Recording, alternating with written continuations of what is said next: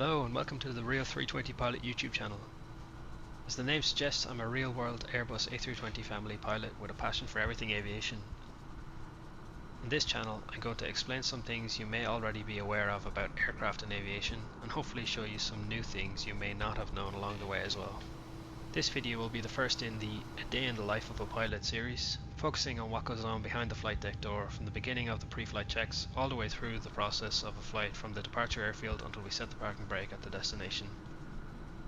With that being said, in this video we're going to look at the exterior walkaround using the mighty FenixSim A320CEO model in Microsoft Flight Simulator. So without further ado, let's get started. So generally speaking, the pilot flying will be the first one to reach the flight deck. They'll come in and the first thing they'll do is secure the cockpit, so they're going to make sure there's no loose articles around. And what I'll do is in the next video I'll go into detail in terms of the scans and flows that the pilot flying would be doing at this point. But for right now we're going to be focused on the pilot monitoring who's doing the external walk around outside, and in order for him to do that there's just a couple of things we need to do on the overhead panel up here. So let's take a look. First, we're checking that the external power is connected, so this will generally be the case when we get on board the aircraft, especially after a turnaround. So then we're checking the battery voltages are both above 25.5 volts, otherwise we need to let them charge up until they're above that value, but for now they're both above it, so we can turn the batteries on. And then the next thing, we just want to make sure the nav logo lights either in position 1 or 2. There's two positions because there's two lights on each wingtip and two lights at the rear of the aircraft. And the purpose of these lights is so that we can be seen when we're in the air and identified, and especially at night we can see what direction we're going. So we have a green light on the right wingtip, a red light on the left wingtip, and a white light on the tail of the aircraft. So these have to be included in the pilot monitoring's walk around check, so we have to make sure they're on. If one of those bulbs were to blow, we could switch this up to the number 2 position, and then the secondary lights at each position will come on. So that's it. The beacon's off, strobes are either off or auto, and that's all we have to do in terms of the lighting to assist the pilot monitoring with the walk around. After that we continue with our own flows, which again we'll go through in the next video. One other thing we would do to assist the pilot monitoring on their walk around is to check if the brake fans are on or off. So brake fans, you can see we have a button down here, and if we turn them on you might be able to hear them in the background. And they are quite loud, especially if you're outside and doing the walk around. So down here we select the wheel page. We can see here the temperatures are 15 degrees across the board, so we can turn the brake fans off. Now if these are above 300 degrees then we cannot take off if the brake fans are off. We could select them on in that case, but if the brake fans are on we can't take off if they're above 150 degrees. It's a lower limitation with the brake fans on because the brake fans are effectively blowing air across the brakes and across the sensors, so the sensors won't get an accurate reading, so it's a more conservative value just for safety. So 150 degrees with the fans on, 300 degrees with the fans off, but today it's obviously the first flight, 15 degrees, so no issues. Right then, so at this stage the pilot monitoring would be down on the ramp. Generally if there's a jet bridge like this you might go in and just drop your flight bag, grab your high-vis jacket and head down, or else if there was stairs here to door 1 left instead of a jet bridge, then you might come straight down.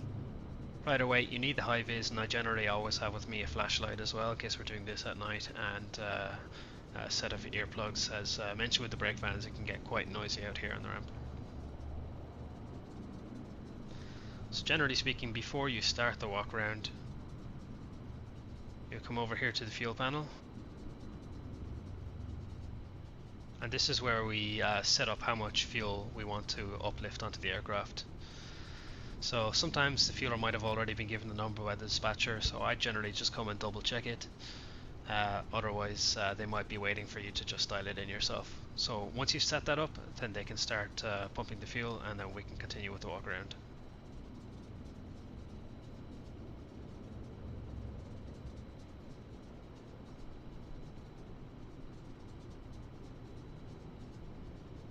So here's a picture of how Airbus recommends we do the walk around.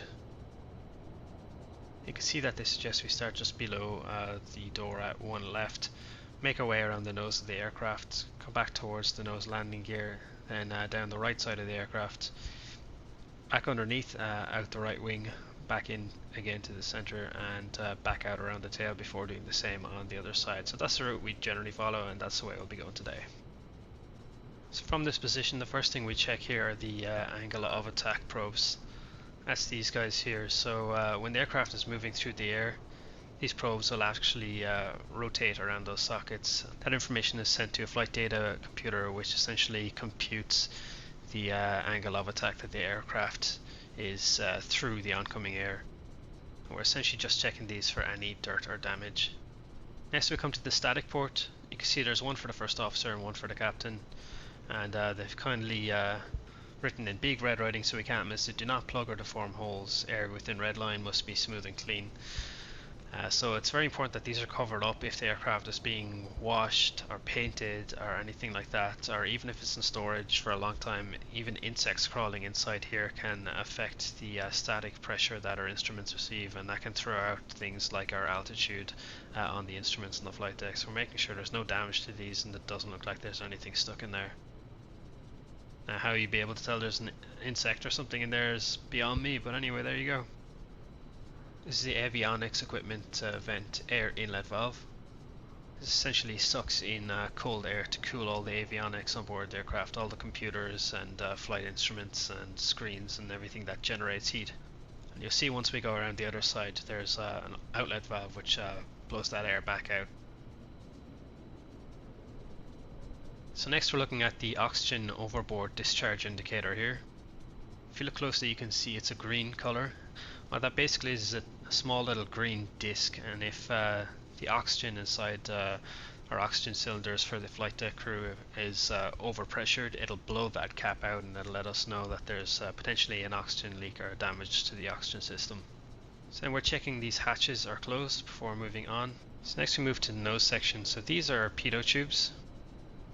These are very important, as well as the static ports. These are dynamic ports, so they take the pressure of the oncoming air in, and you use that along with the static pressure information to calculate things like our airspeed. Similar to the static ports, we want to make sure that there's no damage to these and there's nothing stuck in them or blocking them either. These are our total air temperature probes, our TAT probes. So these effectively measure the total air temperature outside. So on the ground and when we're not moving, that would be the same as the outside air temperature, or what we refer to as the static air temperature, the SAT. And we need both of these separate readings on board. Obviously one's used on the ground, but in flight the air essentially gets compressed in front of the aircraft, which causes it to heat up, and then it doesn't give us an accurate value for the outside air temperature. So here again we're checking the static port, which feeds our standby instruments. So if the captain or first officer static ports were to have any issues, then we could rely on this as a backup. You can see it's separated from where the other static ports are, just to again reduce the possibility of something affecting both of them at the same time. Then we're going to come to the radome. So you can see here we have a latch. You want to make sure that's closed. There's a few more of them around it, we'll see as we go. And I generally like to take a step back here, take a look up on top of the radome as well. And what we're checking for here is any damage. Obviously, as this is the furthest forward part of the aircraft, it's one of the most likely to be hit by a bird, or could be hit by a stone or damaged by something else. And the radome, of course, houses the weather radar inside, so it's the only part of the structure of the aircraft on the outside that's not actually made of metal. Obviously to allow the weather radar to be able to see through it, otherwise the reflections from the weather radar would just be fed back to it and we wouldn't get any accurate information.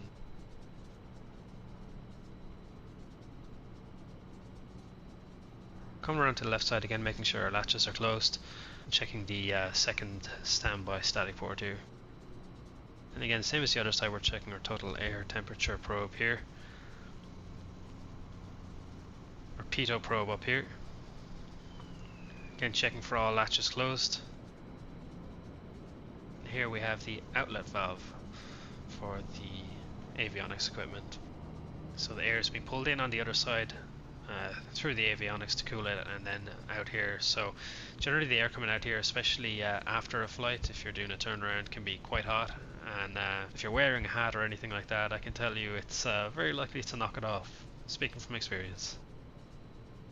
So next we're on to the nose landing gear checks, and the first thing we check here is the nose takeoff light. So we want to make sure there's no cracks to the glass or anything like that. And you can see here it's not exactly modeled, but in the bulb inside there, especially on the CEO aircraft, it's generally a filament bulb. And as the nose gear rattles over taxi lights or anything like that, it's actually quite common for that filament to blow, so we check that to make sure that it's not gone. On the other side then we have the nose gear taxi light, so that's the one on the right side, and again we're just checking for any cracks. Coming down the strut then we have the runway turn off lights, again just making sure there's no damage there.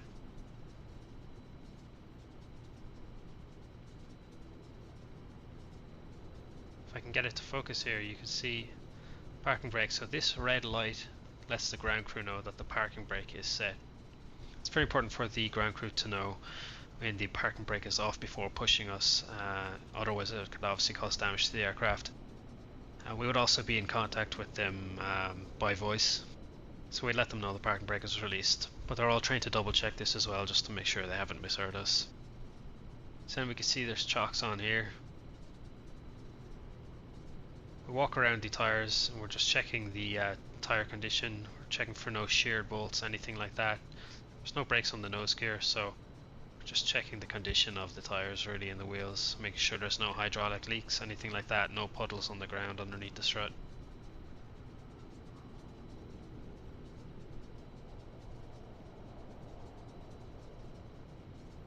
So again we have secondary static ports here for the first officer and the captain. These would be connected to the same ones on the other side, but it's just so that if one side gets blocked, the other side might still be free.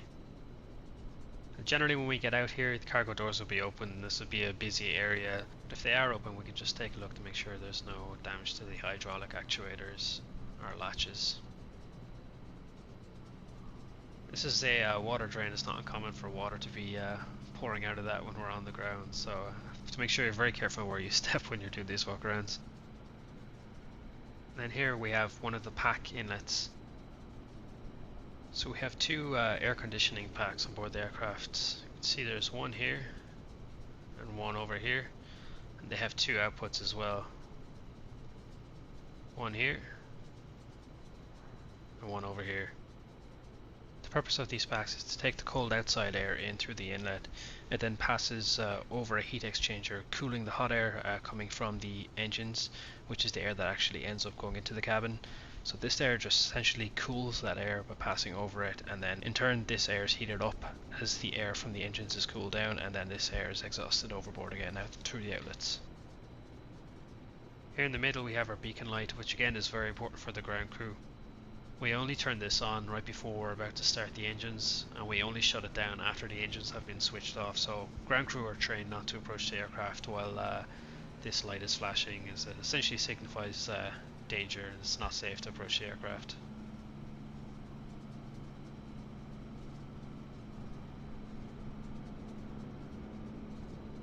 From here then we come back to the leading edge of the right wing. Again we're checking for any damage here. In the summer when it's quite hot, we sometimes leave these flaps out. The reason for this is that if they're closed and it's very warm outside, generally over 30 degrees Celsius, then it can cause spurious or false ECAM warnings on board the flight deck for air leaks. Next, as we walk back underneath the wing, we're checking the underwing for any icing, damage, again bird strikes. And then here we have our landing light. So again on the CEOs, these are filament bulbs. We'll make sure that the filament's still in place, no cracks to the glass. Actually on the Neo aircraft these are all LED lights, so we don't have to worry about this as much, but again just making sure there's no cracks to the glass on the outside. Here then we're making sure none of these hydraulic hoses are leaking. We're checking the strut for any damage, landing gear door for the same.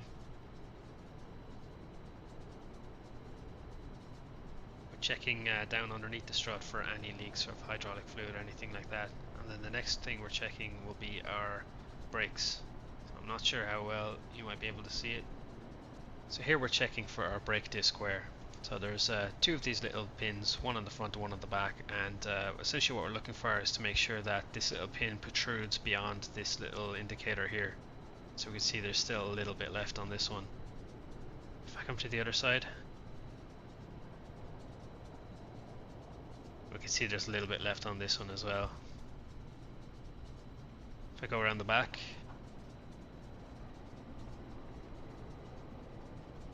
again it's similar there, and similar on this side. So those brakes are all fine for today's flight. And we're checking the tires, we're checking the tread depth, we're checking to make sure there's no cracks, we're checking that it hasn't been worn down to the canvas. We're checking that there's no chunks missing out of them and that they're generally in good condition.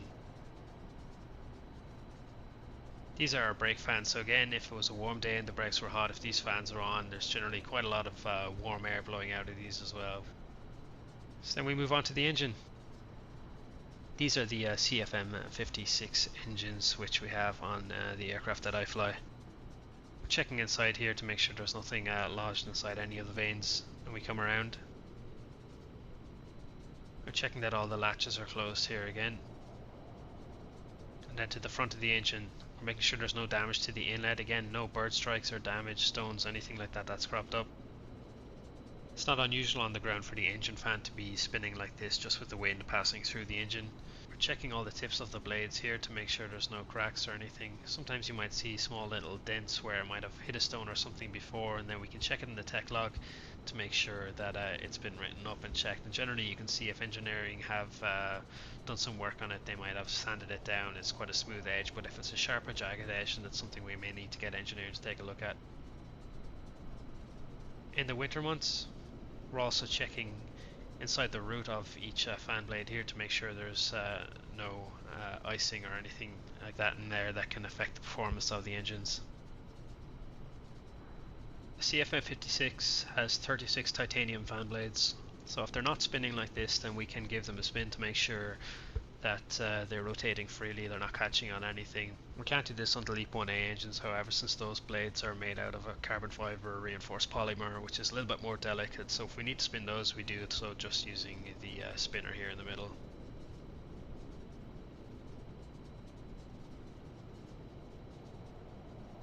Next we're checking the same on the other side of the engine before coming back to the leading edge of the wing.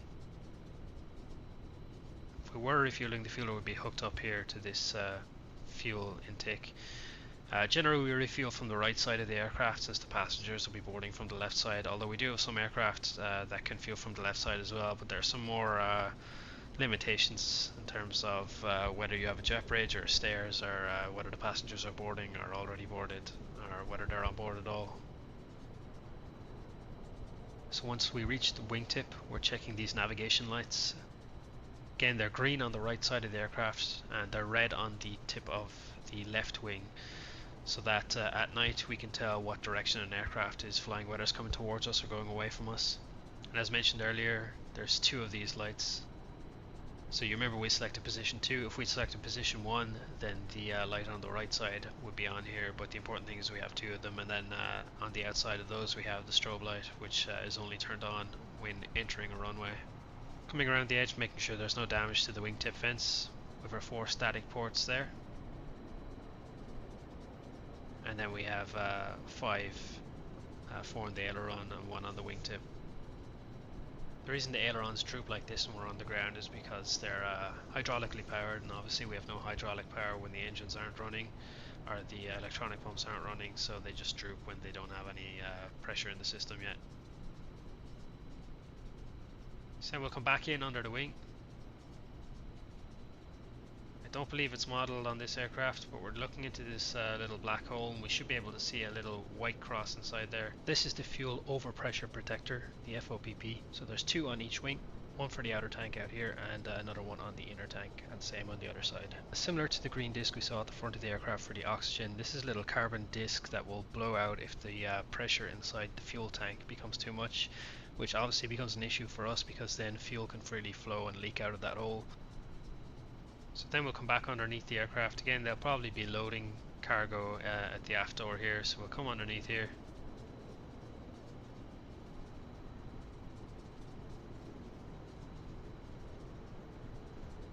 These little white squares are our radio altimeters.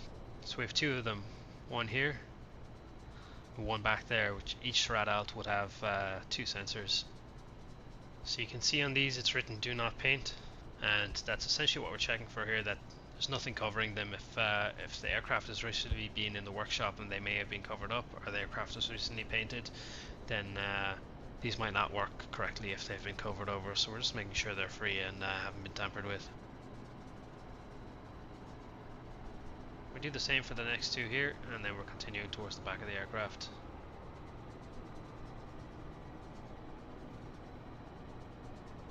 So here we have the outflow valve, and this is where the cabin air that's been pressurized during flight will be dumped overboard. So on the ground we expect it to be fully open like this, which essentially equalizes the pressure in the cabin with that outside.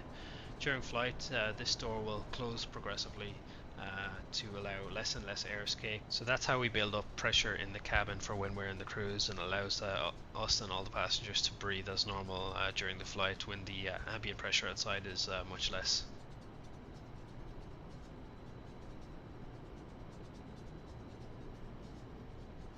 Underneath the tail here, we're just checking to make sure there's been no damage, particularly damage that may have been caused by a tail strike. Anything like that is obviously something that would need to be checked out by engineering, and likely would render the aircraft unflyable until it's been checked out properly. Along the horizontal stabilizer at the end then, we're checking the leading edge. We have all our static wicks there at the end, and then taking a look up at the vertical stabilizer to make sure there's no damage there. At the rear of the aircraft here we have our rear navigation lights, so always white at the back, and again we can see there's two lights there and there's a strobe in the middle. Just above the navigation lights we have the APU exhaust, so when this is turned on the ground it's generally quite loud as well, and the APU is obviously the auxiliary power unit. It's how we generate power on the ground once we disconnect from the ground power, and it serves as a backup in flight as well. So I'll do another video explaining the APU and how it works, how easy to start the engines, how easy to power the aircraft, in case anyone's interested. But for now all I'll say is that it's effectively another jet engine that doesn't provide any forward thrust. It just generates electricity and bleed air. So something else that we need to check here, which is actually quite difficult to see with this livery, see if I can just get a bit closer. It's this little red disc. So similar to the green disc at the front for the oxygen, this little red disc will blow out if the APU fire extinguisher has been used. So we just make sure that we can still see it there, and make sure the fire extinguisher for the APU is intact.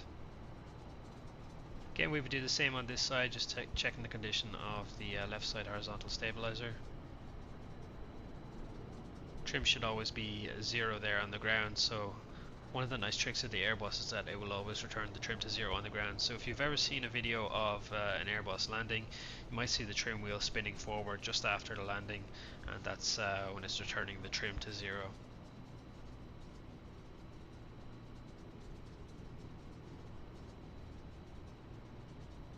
From there we're just continuing on back up underneath the aircraft on the other side, making sure there's no damage, no bird strikes, anything like that.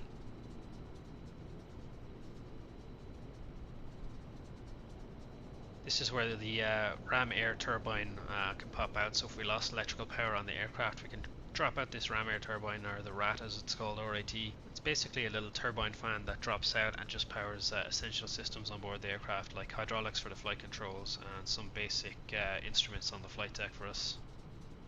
And so from here then we're just going to continue checking the left wing in the exact same ways we check the right wing. So the landing light overhead, the landing gear, strut, the brakes, the tires.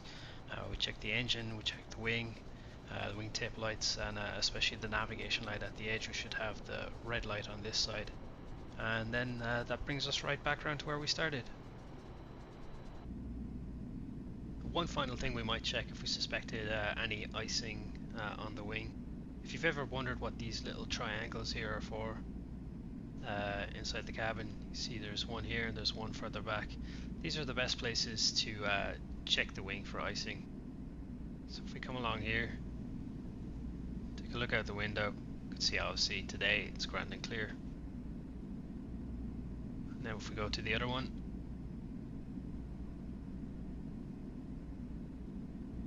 take a little look here as well, we can see the wing is obviously clear of icing, so no issues today.